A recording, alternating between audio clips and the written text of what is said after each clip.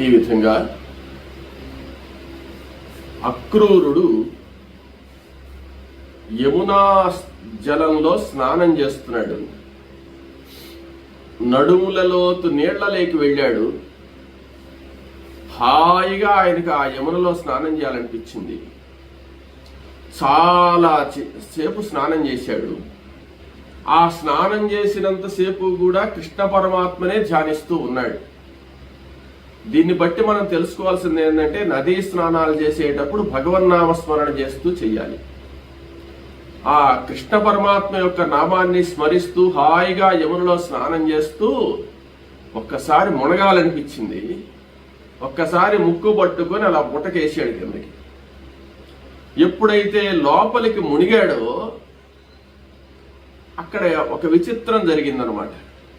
ఏం జరిగిందంటే, పాతాళలోకానికి వెళ్ళిపోయినాడు ఈయన. అంటే పాతాళలోకంలో ఉన్నట్టుగా అనిపిస్తుంది ఆయనకు.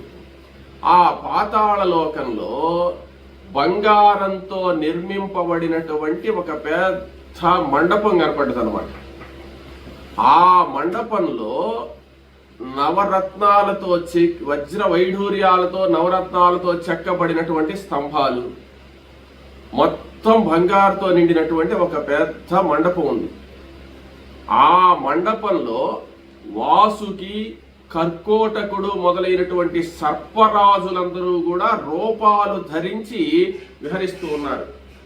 రూపాలు ధరించి అంటే సర్పరూపంతో కాకుండా మనుష్య రూపంతో వాళ్ళు అక్కడ సంచరిస్తూ ఉన్నారు. వాళ్ళందరినీ చూశాడు. చూసిన తర్వాత ఆ మండపం చుట్టూ కూడా అనేకమైనటువంటి సర్పరాజులు, అంటే నాగలోకం ఉన్నట్టుగా అనిపిస్తుంది ఆయన. అది పాతాళలోకం అన్నమాట.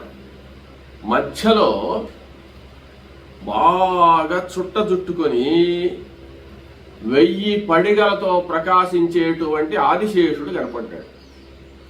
ఆదిశేషుడి యొక్క దర్శనం ఎలా ఉన్నది అంటే, 1000 తలలు ప్రకాశిస్తున్నాయి. 1000 తలల్లో పైన ప్రకాశించేటువంటి మణులు ఉన్నాయి. ఆ మణుల యొక్క తేజస్సుగా ఆ ప్రాంతం అంతా కూడా వెలిగిపోతుంది అనమాట. ఆ 1000 తలల్లో నుంచి 2 నాలికలు, 2000 నాలికలు విద్యుల్లతల వలె బాగా వర్షం కురిసేటప్పుడు మెరుపు తీగలు ఎలా ఉంటాయో ఆ మెరుపు తీగల మాదిరి ఆ యొక్క నాలుకలు కదులుతూ ఉన్నాయి. ఆ దృశ్యాన్ని అక్రూరుడు చూశాడు. అక్రూరుడికి అసలు ఎక్కడున్నానో అసలు తెలియడం లే. ఆ యమునా జలాల్లో ఉన్నాననే విషయాన్ని అసలు మర్చిపోయినాడు అనమాట. ఈ ఆదిశేషుడిని దర్శనం చేసుకున్న తర్వాత ఆదిశేషుడు చుట్టుకోనున్నాడు కదా, ఆయన యొక్క చుట్టల్లో అంటే ఆ మడతల్లో ధ్వజాలు 3 కనపడ్డాయి. ధ్వజములు అంటే ఏమిటాయంటే తాళధ్వజము, ఒక జెండా కనపడ్డది. ఆ జెండా మీద తాటి చెట్టు బొమ్మ ఉంది. అది బలరాముడి యొక్క ధ్వజం అన్నమాట, తాళధ్వజము. ఆ తాళధ్వజం కనపడ్డది. తర్వాత లాంగూలం, నాగలి ఉండేటువంటి ధ్వజం ఒకటి కనపడ్డది. నాగలి ఉండేటువంటి ధ్వజము, తాళధ్వజము, తర్వాత ఈ ధ్వజాలన్నీ కూడా ఆయన యొక్క శరీరంలో చుట్టుకొని ఉన్నాయన్నమాట. ఏందబ్బా, తాళధ్వజం కనపడుతుంది, శిరధ్వజం కనపడుతుంది అని చెప్పి చూస్తున్నాడు. ఈ చూసేటప్పుడు ఆయన యొక్క ఒళ్ళో అప్పుడు దాకా కృష్ణుడు కనపడలేదు. ఇవన్నీ చూసేటోటికి ఆ ఆదిశేషుడు యొక్క ఒళ్ళో శ్రీకృష్ణ పరమాత్మ కూర్చొని ఉన్నాడు. నీలమేఘ శ్యాముడు, చల్లగా ఉన్నాడు ఆదిశేషుడు, నల్లగా ఉన్నాడు కృష్ణ పరమాత్మ. నీలమేఘ స్వరూపుడైనటువంటి శ్రీకృష్ణుడు ఆదిశేషుడి ఒళ్ళో కూర్చోనున్నట్టు దర్శనమిచ్చాడు. దర్శనమిచ్చి ఈ అక్రూరుడి ఛాయ చూసి చిరునవ్వు నవ్వి ఆశీర్వచనం చేస్తున్నాడు. ఆ దృశ్యాన్ని చూసి ఆ దివ్యమంగళ విగ్రహుడైనటువంటి శ్రీమన్నారాయణమూర్తికి పూజ చేయడానికి తన వద్ద ఏమీ లేవు కాబట్టి మనస్సుతో సంకల్పించాడు అక్రూరుడు. మనస్సుతో సంకల్పించి ఆ కృష్ణ పరమాత్మకు పూజ చేస్తున్నాడు అనమాట. ఏం పూజ చేస్తున్నాడయ్యా? మానసే కల్పయామి. మహానుభావ, నా చేతిలో ఏమీ లేవు ఇప్పుడు నిన్ను పూజ చేసేదానికి, నిన్ను మానసికంగా నేను అర్చిస్తున్నానని చెప్పి ఆయన శ్రీకృష్ణ పరమాత్మనే నమః ధ్యాయామి ఆవాహయామి ఆసనం సమర్పయామి హస్తయోః అర్ఘ్యం సమర్పయామి అంటే నీళ్లు ఇవ్వడం అన్నమాట. పాదయోః పాద్యం సమర్పయామి, నీళ్లే. పాదయోః పాద్యం సమర్పయామి హస్తయోః అర్ఘ్యం సమర్పయామి ముఖే ఆచమనీయం సమర్పయామి. మళ్ళీ నీళ్లు మనసులో అనుకుంటున్నాడు ఇచ్చినట్టుగా. తర్వాత స్నానార్థం స్నానం సమర్పయామి అన్నాడు. స్నానం చేయించినట్టుగా ఆయనకు అభిషేకం చేసినట్టు భావిస్తున్నాడు. తర్వాత వస్త్రం సమర్పయామి, ఆయనకు అందమైన వస్త్రం కట్టినట్టు. తర్వాత దివ్య పరిమళ గంధాంధారయామి, ఆయనకు గంధం పెట్టి అలంకారం చేసినట్టు. అటు ఆదిశేషుడికి కృష్ణుడికి ఇద్దరికి అన్నమాట. గంధాంధారయామి పుష్పై పూజయామి కేశవాయ నమః నారాయణాయ నమః మాధవాయ నమః అంటున్నాడు. మానసికంగా ఆయనకు అనేక రకాలైనటువంటి పుష్పాలతో పూజ చేసినట్టుగా భావిస్తున్నాడు. దాన్ని అంతర్యాగము అని అంటారు. ఆ మానసికమైనటువంటి మానసిక పూజ అంటారు దాన్ని. ఆ మానసిక పూజ చేశాడు అక్రూరుడు. ఆ అక్రూరుడు ఆ విధంగా దివ్యమంగళ విగ్రహాలను చూసినటువంటి వాడై ఆ దివ్యమంగళ విగ్రహాన్ని చూచి తనలో ప్రతిష్ఠించుకొని ఆ దృశ్యాన్ని ఎన్ని జన్మల పుణ్యంతో చూశాను కదా అని చెప్పి నమస్కరించాడు. యమునా నది నీళ్లలో ఉన్నాడు. ఆ పుటకేశాడు కదా, పుటకేశాడు, మళ్ళీ పైకి వచ్చాడు. ఏందబ్బా నేను ఆదిశేషుడిని చూశాను, కృష్ణుడిని చూశాను అని చెప్పి గబగబా లేచినటువంటి వాడు యమునా నది తీరానికి వచ్చాడు. తీరానికి వస్తే బండిలో కూర్చో ఉన్నారు వీళ్ళిద్దరు. రథంలో కూర్చొని మాట్లాడుకుంటున్నారు కృష్ణ పరమాత్మ బలరాముడు. కానీ వీళ్ళు ఇక్కడ ఉన్నారని ఆశ్చర్యపోలేదు, కానీ ఒక విషయానికి ఆశ్చర్యపోయినాడు ఆయన. అక్కడ గంధం సమర్పించాడు చూడు, ఆ గంధం ఇక్కడ కనపడుతుంది. ఇక్కడ రథంలో కూర్చో ఉండి ఆయనకు అక్కడ పూలు పెట్టాడు చూడండి. మానసికంగా ఏ పూలైతే ఆయన సమర్పించాడో ఆ పూలు వీళ్ళ శరీరాల మీద కనపడ్డాయి అన్నమాట. పుష్పమాలికాం సమర్పయామి అంటే వీళ్ళ మెడలో కనపడుతున్నాయి ఆ పుష్పమాలికలు. అక్కడ చేసిన పూజ అంతా ఇక్కడ కనపడుతుంది. ఏంది ఆశ్చర్యంగా ఉంది, వీళ్ళిద్దరు ఇక్కడున్నారు కదా, మళ్ళీ అక్కడ నాకెవరు కనపడ్డారు నీళ్లలో, వీళ్ళేమన్నా పక్కనే వచ్చి మునిగారేమో అనుకున్నాడు ఆయన. కానీ వీళ్ళు ఇక్కడే ఉన్నారు. మళ్ళీ పోయి ఆ సరయ యొక్క యమునా నదిలో మరలా మునిగాడు అనమాట. మరలా మునిగితే మరలా ఆదిశేషుడు కనపడ్డాడు ఇంతకు ముందు మాదిరి. ఈసారికి ఇందాకటికి భేదం ఏంటంటే ఈసారి కనపడ్డప్పుడు ఆదిశేషుడి యొక్క స్వరూపం కనపడి ఆదిశేషుడిలో నుంచి ఒక వెలుగు కనపడ్డది అనమాట. ఆ వెలుగులో బలరాముడు కనపడ్డాడు. ఆ బలరాముడి ఒళ్ళో కృష్ణుడు కూర్చొని ఉన్నాడు. అంటే ఆదిశేషుడే బలరాముడు, బలరాముడే ఆదిశేషుడు. నిరూపణ అనంతుడు కదా ఆయన. ఇంతకు ముందు బలరాముడు కనపడలేదు, ఆదిశేషుడే కనపడ్డాడు. రెండోసారి పోయినప్పుడు ఆదిశేషుడిలో నుంచి ఒక దివ్య వెలుగు తేజస్సు, ఆ తేజస్సులో బలరాముడు, బలరాముడి యొక్క ఒళ్ళో శ్రీకృష్ణుడు. మరలా దర్శనం చేసుకున్నాడు. మరలా దర్శనం చేసుకుని మరలా ఒక్కసారి కళ్ళు మూసుకొని నమస్కారం చేసి మళ్ళా వాళ్ళ అదృశ్యం అయిపోయినారు. మళ్ళా నీళ్లలో ఉన్నాడు.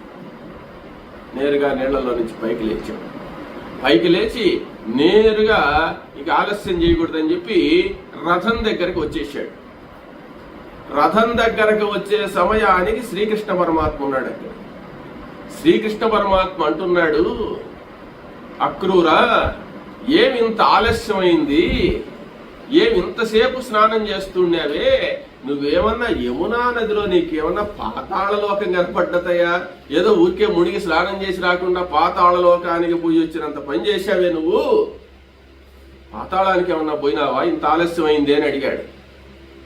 అప్పుడు శ్రీకృష్ణుడిని చూసి అక్రూరుడు అంటున్నాడు, మహానుభావ నువ్వు ఏమీ తెలియనట్టే మాట్లాడతావు, ఎంత లీలామానుష విగ్రహుడివయ్యా నువ్వు, ఆ పాతాళ లోకంలోనూ నాకు దర్శనమిచ్చావు, ఇక్కడ కూడా దర్శనమిచ్చావు కృష్ణ.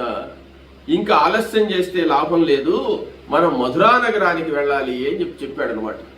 ఆ మధురా నగరానికి వెళ్ళాలి అని చెప్పి, సరే మేమేమన్నా కాదన్నావా, నువ్వు బయలుదేరితే నీకేమన్నా అడ్డా అని చెప్పావా అని చెప్పి కృష్ణ పరమాత్మ అన్నాడు.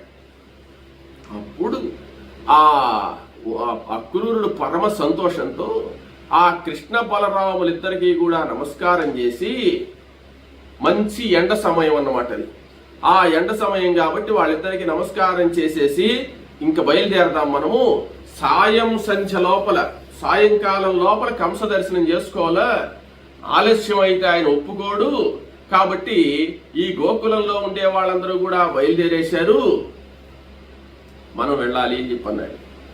సరేనని చెప్పి ఆ పెద్ద కదంబ వృక్షం కింద కూర్చోమన్నారు కదా వీళ్ళు, ఆ రథాన్ని కూడా అక్కడ ఆకున్నారు వాళ్ళు. సరే సిద్ధం, నీ ఇష్టం అని చెప్పి అన్నారు. అప్పుడు అక్రూరుడు ఏం చేశాడంటే, ఆ గుర్రాలకు నీళ్లు పెట్టుకున్నటువంటి వాడై ఆ విడిచినటువంటి గుర్రాలను మళ్ళా తీసుకుని వచ్చి ఆ రథానికి పూంచినటువంటి వాడై గుర్రాలను బాగా ఆహారం ఇచ్చి మేపుకున్న తర్వాత ఈ బలరామకృష్ణులతో మాట్లాడుతూ ఆ మధురా నగరానికి బయలుదేరారు. మధురా నగరానికి బయలుదేరి వెళుతూ ఉన్నారు. వెళుతూ ఉంటే కృష్ణ పరమాత్మ యొక్క విషయాన్ని ఆలోచించుకుంటున్నాడు అక్రూరుడు. ఆహా, కృష్ణ పరమాత్మ యొక్క తత్వాన్ని తెలుసుకోవడం అంత సులభమా? నా జన్మ చరితార్థమైంది, నాకు ఈ విధమైనటువంటి దర్శనాన్ని ఇచ్చాడంటే నేనెంత పుణ్యాత్ముండో కదా. నేను ఎన్ని జన్మల నుంచో చేసినటువంటి పుణ్యం వల్ల నాకు ఈ దర్శనం కలిగింది అని మానసికంగా పరమానంద భరితుడవుతున్నాడు అక్రూరుడు. శ్రీకృష్ణుడు మాట్లాడకుండా పోతుండేటువంటి అక్రూరుడితో ఏదో ఒకటి మాట్లాడించాలి కాబట్టి, అక్రూరా ఏం జరిగింది అసలు? నువ్వు యమునా నదిలో స్నానం చేసినప్పటి నుంచి వచ్చినప్పటి నుంచి ఒక విధంగా ఉన్నావే, ఏమైనా విశేషాలు చూసావా? యమునా నదిలో నీకేమన్నా కనపడ్డదా అంటే అప్పుడు చెప్తున్నాడు, కృష్ణ ఎందుకయ్యా నన్ను ప్రశ్నిస్తావు? పాతాళ లోకానికి వెళ్ళాను నేను, పాతాళ లోకంలో నాకు ఆదిశేషుడు దర్శనమిచ్చాడు. సహస్ర ఫణములతో ప్రకాశించేటువంటి ఆ యొక్క ఆదిశేషుడు, ఈ భూభారాన్నంతా కూడా మోసేటువంటి ఆదిశేషుడు, ఆ దర్శనం అందరికీ కాదు. అటువంటి ఆదిశేషుణ్ణి నేను దర్శించగలిగాను. ఆదిశేషుడి యొక్క ఒడిలో నిన్ను చూశానయ్యా. నన్ను చూసావా? నేను కనపడ్డానా అక్కడ అన్నాడు అనమాట. ఆశ్చర్యంగా ఈయన ఎవరికి ఏం అర్థం కానిడనమాట. లేదు కృష్ణ, నువ్వు నన్నెందుకు మళ్ళీ మనసు మారేటట్టు చేస్తావు? నీవే అక్కడ కనపడ్డావు.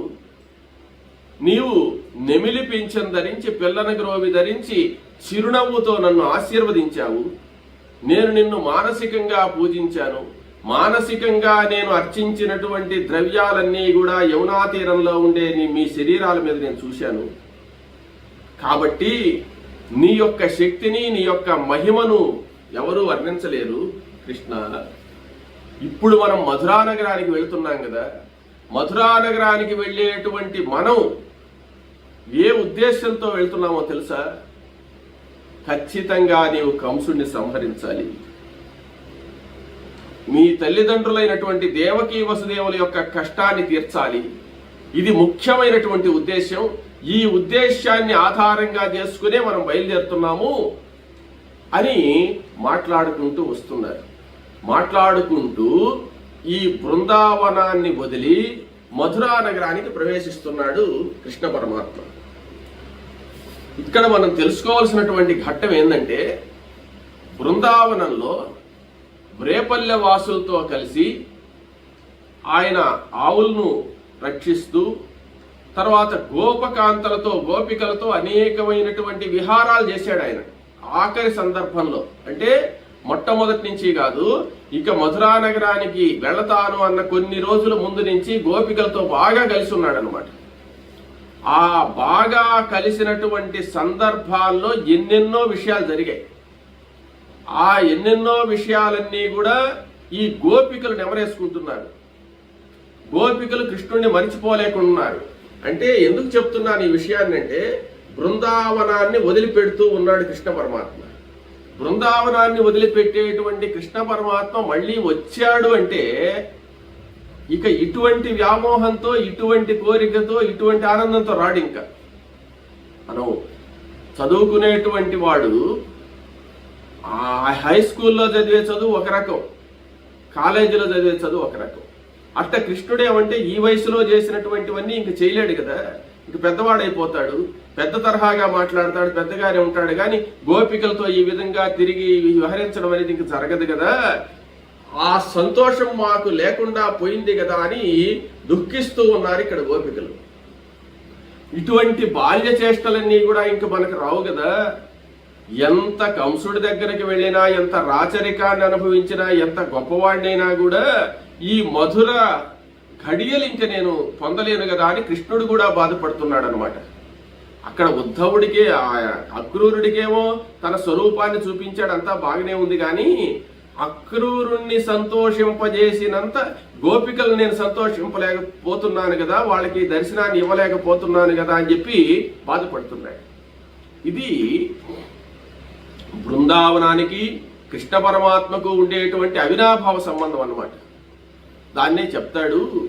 ఏమయ్యా అంటే, ఎందువల్ల బృందావనాన్ని గురించి మనం ఇంత గొప్పగా చెప్పుకోవాలి అంటే, ఆ బృందావనంలో గిరిచర మిథునము ఓలెను పరికింపగ కృష్ణపాద పద్మాంకితమై, ఆ గిరిచర మిథునము ఓలెను పరికింపగ కృష్ణపాద పద్మాంకితమై. ఆ బృందావనం ఎటువంటిదంటే,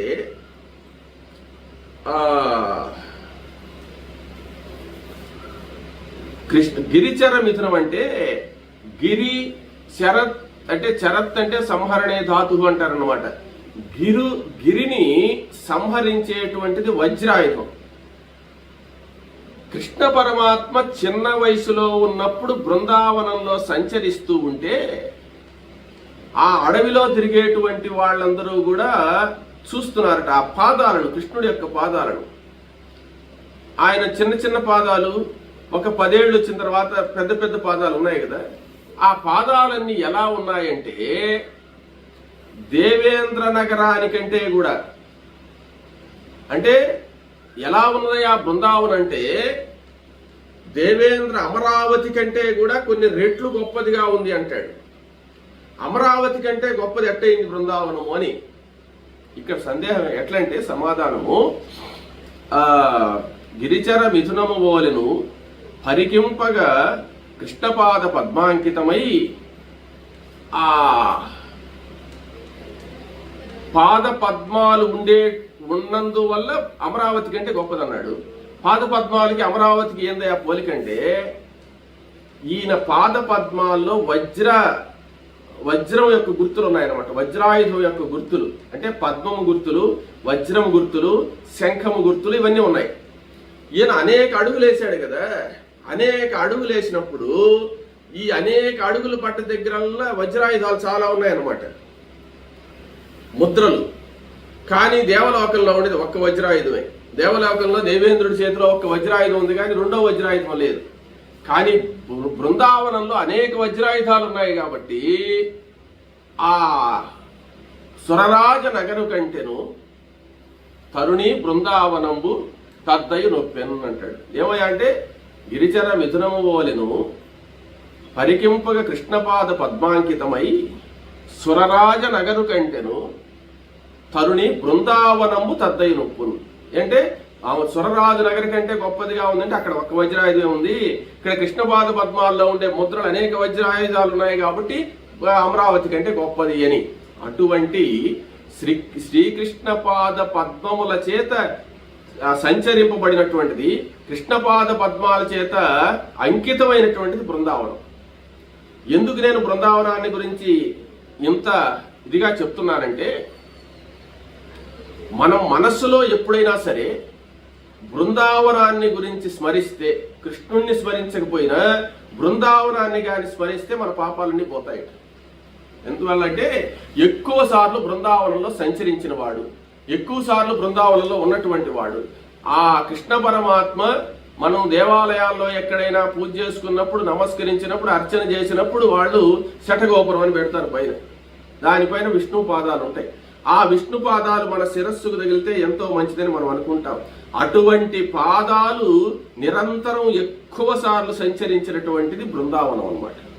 అందువల్ల ఎప్పుడైనా మనం యాత్రలకు వెళ్ళినా, ఎక్కడ వెళ్ళినా ఆ బృందావనానికి వెళ్ళినప్పుడు బృందావనంలో ఉండేటువంటి మన్ను తీసుకుని మన శిరస్సు మీదుగా ధరిస్తే శ్రీకృష్ణుడి యొక్క పాద రజాన్ని ధరించినట్టు. అంత పవిత్రమైనటువంటిది బృందావనం. అంత పవిత్రమైంది. నిరంతరం గోపికలుగా ఉండేటువంటి వాళ్ళు నిరంతరం కృష్ణనామంతోనే ఉండేటువంటి ప్రాంతం అది. మహాభక్తులుగా ఉండేటువంటి వాళ్ళు ఈ గోపికలు అనేటువంటి వాళ్ళు. అందుకే ఈయన మధురకు వెళ్ళిపోయి చాలా కాలం అయిన తర్వాత మరలా ఉద్ధవుడిని పంపిస్తాడు ఇక్కడికి. వాళ్ళు ఎలా ఉన్నారో, ఎలా దిగులు పడిపోయినారో ఒకసారి వాళ్ళకి ఓదార్చి రమ్మని చెప్పి. అప్పుడు వాళ్ళు వచ్చి ఉద్ధవుడు మాట్లాడినప్పుడు ఉద్ధవుడికి వాళ్ళు చెప్పేటువంటి విషయాలు కానీ వింటే అప్పుడు అర్థమవుతుంది బృందావనం అంటే ఏందనే విషయం. కాబట్టి అటువంటి బృందావనాన్ని శ్రీకృష్ణ పరమాత్మ పవిత్రం చేసి అటువంటి బృందావనాన్ని వదిలిపెడుతూ గోపికలను దుఃఖసాగరంలో ముంచి ఆనంద సాగరంలో ముంచలేకపోయినాడు. వాళ్ళను దుఃఖసాగరంలోనే ముంచారంటే ఈయన వదిలేయడం వాళ్ళకి ఇష్టం లేదనమాట. ఇంకా మళ్ళీ ఎప్పుడు వస్తాడో ఏందో, వాళ్ళ అమ్మా నాయన వాళ్ళ దగ్గరికి వెళ్ళిపోతున్నాడు కదా మధురా నగరానికి, అంటే ఇంకా రాజ లోకంలో పడిపోయి మనల్ని మరిచిపోతాడేమో అని వీళ్ళు అనుకుంటున్నారు. అటువంటి బృందావనం అంటే అమితమైనటువంటి ప్రేమ శ్రీకృష్ణ పరమాత్మకు. ఆ బృందావనాన్ని దాటి వెళుతూ ఉన్నాడనమాట. ఆ బృందావనం యొక్క పరిసరాలు, ఆ బృందావనం యొక్క పొలిమేర దాటేశాడు. దాటేసి ఆ రథం కొంచెం దూరం పోయిన తర్వాత ఒక్కసారి వెనక్కి తిరిగి చూశాడు. ఒక్కసారి వెనక్కి తిరిగి చూస్తే కృష్ణ పరమాత్మకే కళ్ళనీళ్ళు ఆగడం లేదు. ఎప్పుడైనా కూడా మనమైనా కూడా ఒక పెద్ద స్థాయిలోకి వెళ్ళిన తర్వాత చిన్న వయసులో పిల్లలతో కూడా ఆడుకుంటూ ఉండేటువంటి వాతావరణంలోకి మనం వచ్చి ఒక్కసారి పాత వాళ్ళందరినీ కలుసుకుంటే ఆ బాధ మనకు తెలుస్తుంది అన్నమాట. కాబట్టి అదే విధంగా రామచంద్రమూర్తి కూడా అరణ్యవాసం వెళ్ళేటప్పుడు అరణ్యానికి వెళుతూ ఆ అయోధ్య యొక్క పొలిమేర దాటేటప్పుడు కళ్ళనీళ్ళు పెట్టుకున్నాడు. ఆయన కూడా కళ్ళనీళ్ళు పెట్టుకొని ఒక్కసారి ఆ అయోధ్యకు నమస్కారం చేసి శలవా కోసల రాజపుత్రి, ఆ కోసల దేశమైనటువంటి ఆ యొక్క ఆ అయోధ్యను సెలవడిగాడు అన్నమాట. అటువంటిది జన్మభూమి అంటే. కృష్ణ పరమాత్మ పుట్టింది మొదలుకొని పెరిగింది ఇక్కడే కాబట్టి వదలలేకుండా ఉన్నాడు. ఆ పొలిమేర దాటేటప్పుడు ఒక్కసారి బృందావనాన్ని చూశాట.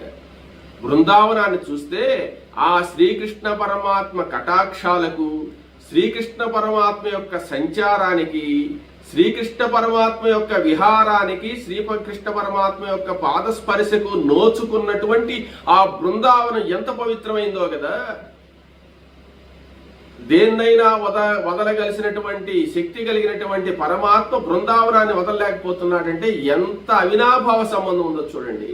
ఆ కృష్ణ పరమాత్మ ఆ బృందావనాన్ని ఒక్కసారి దర్శించి మరలా వచ్చి కలుసుకుంటాం, కొంచెం ఆలస్యం అవుతుంది బృందావనానికి అని మనసులో అనుకుంటూ ఆ బృందావనానికి ఒక్కసారి నమస్కరించి ఆ తను నివసించిన, తను పెరిగినటువంటి ఆ భూమికి నమస్కారం చేసి ఆ బృందావనం యొక్క పొలిమేర దాటారు. రథం వేగవంతంగా పోతూ ఉన్నది. రథం వేగవంతంగా పోతూ ఉన్నది. కృష్ణ పరమాత్మ ఆ అక్రూరుడితో మాట్లాడుతున్నాడు.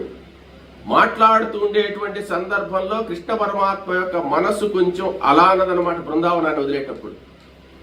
అది అక్రూరుడు గమనించి, కృష్ణ నాకు ఎంతో దివ్యమంగళ స్వరూపాన్ని దర్శనమిచ్చావు, అయినా కానీ నువ్వేందో ఆలోచిస్తున్నావే ఏంది అని అడిగాడు. అప్పుడు కృష్ణుడు అంటున్నాడు, అక్రూరా, నేను పుట్టింది మొదలుకొని చిన్న బిడ్డ దగ్గర నుంచి పెరిగింది, ఆడుకుంది బృందావనంలో. ఈ రోజు ఈ బృందావనాన్ని ఇప్పటి వరకు నేను బృందావనాన్ని వదిలి ఎక్కడికి వెళ్ళలేదు. ఈ బృందావనాన్ని వదులుతుంటే ఏదో నాకు మనసు కొరతగా ఉంది. అయినా నీవు చెప్పిన మాట ప్రకారంగా తల్లిదండ్రులను రక్షించాలి, వాళ్ళు పడే కష్టాన్ని మనం తొలగించాలనేటువంటి ఉద్దేశంతో నేను వస్తున్నాను అని చెప్పి అన్నాడు. సరే ఆ మాట మాట్లాడాడు, గుండె ధైర్యం చేసుకున్నాడు, కొంచెం స్థిమిత పడ్డాడు, ఇంక దాన్ని మింగేశాడు అక్కడికి. ఏమంటే ఇంకెంత అభిమానాన్ని చూపించినా ఇంకా రావడం కష్టం కదా అని అనుకుని సరే బయలుదేరాడు. ఇక ఆ దుఃఖాన్ని అలా మింగి గోపికలను తన మనసులో ఒక్కసారి స్మరించి, గోపికలు గోపాలకులు అక్కడ ఉండేటువంటి గోవులు ముఖ్యంగా ఈయనకు బాధ ఏంటంటే ఎక్కువగా గోవులను వదిలిపెట్టి రావడం అనేటువంటిది మహాబాధ. అది గోవులను మేపేటువంటి పోషించే వాళ్ళకి తెలుస్తుంది ఆ బాధ, అందరికీ తెలియదు. ఆ గోవులను కూడా స్మరించి పేరున ప్రతి ఒక్క గోవుకు పేరు పెట్టుకోవాలన్నాడు ఈయన. ఆ గోవులన్నింటినీ ఒకసారి స్మరిస్తే ఈయన బయలుదేరి వచ్చేటప్పుడు గోవులు కూడా కళ్ళనీళ్ళు పెడుతున్నాయి అన్నమాట. అటువంటి గోకులాన్ని, అటువంటి బృందావనాన్ని శ్రీకృష్ణ పరమాత్మ మనస్సులో నుంచి బయట వదిలేయడం అనేటువంటిది సామాన్యమైనటువంటి విషయం కాదు. ఆ గోపికలను, గోవులను, తన యొక్క స్నేహితులను, తను అభిమానంగా చూసినటువంటి వాళ్ళను, తను ఆడుకున్నటువంటి ఆటలు ఇవన్నీ జ్ఞాపకానికి వస్తుంటే వాటన్నిటినీ దిగమింగినటువంటి వాడై ఉద్ధవుడితో, అక్రూరుడితో మాట్లాడుతూ, అక్రూర రథాన్ని వేగంగా పోని, ఇంకా మనం మధురా నగరం చేరిపోవాలని చెప్పి, ఆలస్యం అయిపోతుందని అప్పుడు అన్నాడు, కృష్ణుడే అన్నాడు అనమాట. సరే అక్కడి నుంచి బయలుదేరాడు. అక్రూరుడు వేగంగా రథాన్ని తోలుకుంటూ మధురా నగరంలో ప్రవేశించారు. మధురా నగరంలో సాయంత్రం అవ్వలేదు, మధ్యాహ్నం 10-11 గంటలప్పుడు యమునా నది స్నానం చేశాడు. యమునా నది స్నానం అయిన పాటనే 12-1 గంటలకు బయలుదేరేసారు. ఎండలోనే 2 గంటలకల్లా 2-2:30 ప్రాంతంలో మధురా నగరంలో ప్రవేశించారు. మధురా నగరంలో ప్రవేశించిన తర్వాత, మధురా నగరంలో ప్రవేశించేటప్పుడే పెద్ద బ్రహ్మాండమైనటువంటి ద్వారం అన్నమాట. ఆ ద్వారంలో, నగర ద్వారంలో ప్రవేశించారు. ప్రవేశించిన తర్వాత ఈ వైపు ఆ వైపు బ్రహ్మాండమైనటువంటి మేడలు, సౌధాలు, అంగడి వీధులు, ఇంకా ఆ వైభవాన్ని చెప్పాల్సిన అవసరం లేదు కదా. అక్కడికి రాగానే కృష్ణుడు బలరాముడు ఏమడిగారంటే, అక్రూరా మేము ఇక్కడ దిగేస్తాము, మేము ఈ నగరాన్నంతా చూడాలనిపిస్తుంది, మాకు నగరం అంతా చూసుకుని ఆమెను వస్తాము అని అడిగారు. అడిగితే అక్రూరుడు ఏమన్నాడంటే, కృష్ణ మీరు దిగి మళ్ళీ రావడం కాదు, కంసుడు తీసుకుని రమ్మని ఉన్నాడు మమ్మల్ని. సరే మీ ఇష్ట ప్రకారమే, మీ మాట కాదనలేడు. ఇంకేమంటే సరే యమునా నదిలో కనపడున్నారు వీళ్ళిద్దరు మహానుభావులు అని తెలుసు అన్నమాట ఆయనకు. మళ్ళీ ఎదురు చెప్పడం దేనికి అని చెప్పి, సరే మీరు ఇక్కడ దిగేసి నగరం యొక్క శోభనంతా తిలకిస్తూ మీరు రండి. వీళ్ళు ఏమన్నారంటే, కంసుడి దగ్గరికి వెళ్ళిన తర్వాత మళ్ళీ ఇక్కడికి వచ్చి చూసే సమయం ఉండదు మాకు, ఇప్పుడైతేనే అవకాశం చూస్తాము అన్నారు అనమాట. సరే అక్రూరుడు ఏమంటే, అలాగే చూస్తూ రండి, నగరం యొక్క శోభనంతా తిలకిస్తూ రండి, దానికి ఒప్పుకుంటాను కానీ వసుదేవుడింటికి మాత్రం పోవద్దు అన్నాడు. మీరు మళ్ళీ దేవకి వసుదేవుల దగ్గరికి వెళ్ళకూడదు, నేరుగా కంసుడి దగ్గరికే రావాలి.